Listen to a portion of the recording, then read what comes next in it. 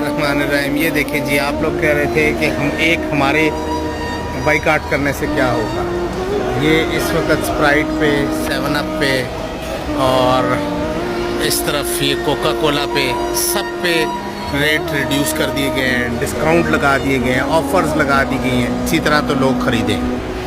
ये फ़र्क पड़ता है जब हम लोग बाइकाट करते हैं। ये देखते जाएं जी, कोका कोला पे ये सारे पे प्रमोशंस लग गई तमाम पर। इस तरफ ये देखें, स्प्राइट पे प्रमोशन लग गई।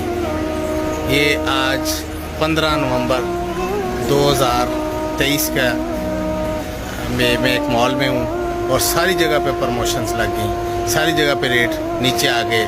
और अब हमें इस चीज़ को प्रमोट किया जा रहा है कि सस्ती कर दी गई है, अब ले लो। लेकिन हम नहीं ख़रीदेंगे।